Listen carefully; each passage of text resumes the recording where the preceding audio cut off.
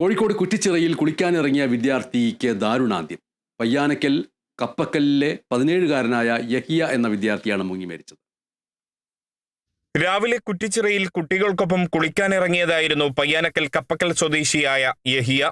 നീന്തുന്നതിനിടെ കാൽക്കുഴഞ്ഞ് ചെളിയിൽ അകപ്പെടുകയായിരുന്നു.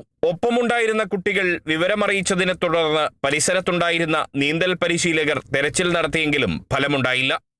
കോഴിക്കോട് ബീച്ചിൽ നിന്നും അഗ്നിരക്ഷാസേനയെത്തി 20 മിനിറ്റോളം തെരച്ചിൽ നടത്തിയാണ് യഹിയയെ പുറത്തെടുത്തത്. പ്രാഥമിക ശുശ്രൂഷ ഉൾപ്പെടെ നൽകിയെങ്കിലും ഫലമുണ്ടായില്ലെന്ന് നീന്തൽ പരിശീലകർ പറയുന്നു. എടുക്കുമ്പോൾ പൾസ് ഉണ്ടായിരുന്നു. പിന്നെ നമ്മൾ കുറേ CPR കൊടുത്ത് നോക്കി. പിന്നെ ആ ഭാഗത്തേക്ക് അങ്ങനെ പൊതുവെ കുട്ടികൾ പോക്കില്ല, അവിടെ ചളിയാണ്.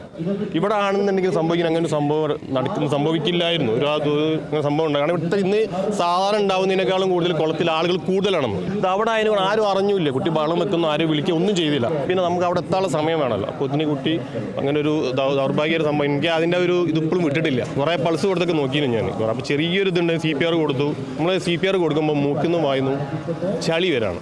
കുളത്തിൽ ചെളിയടിഞ്ഞുകൂടിയത് അപകടത്തിനിടയാക്കിയെന്ന ആരോപണവും ശക്തമാണ്. ഒന്നാമത് അവിടെ സേഫ്റ്റി ഇല്ല, അവിടെ കയറാനുള്ള സൗകര്യമൊന്നുമില്ല, പടികളൊന്നുമില്ല. അപ്പോൾ അതുകൊണ്ട് ആ കുട്ടി നീന്തറിയുന്ന കുട്ടിയാണ്.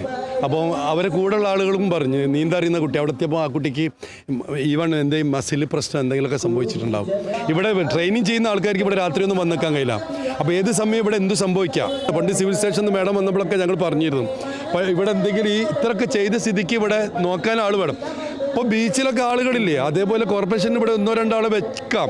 സേഫ്റ്റി അടക്കം നോക്കാനുള്ള ഒരാളെ വെക്കണം. എന്നാൽ ഇവിടെ ഒന്നും കൂടി പ്രദേശം നന്നാവും. പുറത്തെടുത്ത ഉടൻ യഹിയയെ ആശുപത്രിയിൽ എത്തിച്ചെങ്കിലും ജീവൻ രക്ഷിക്കാനായില്ല. +1 വിദ്യാർത്ഥിയാണ് മരിച്ച യഹിയ. കുറ്റിച്ചിറ കുളത്തിൽ സുരക്ഷാ സംവിധാനങ്ങൾ കുറവാണെന്ന് നാട്ടുകാർ ആരോപിച്ചു. Kerala vision news, Kozhikode.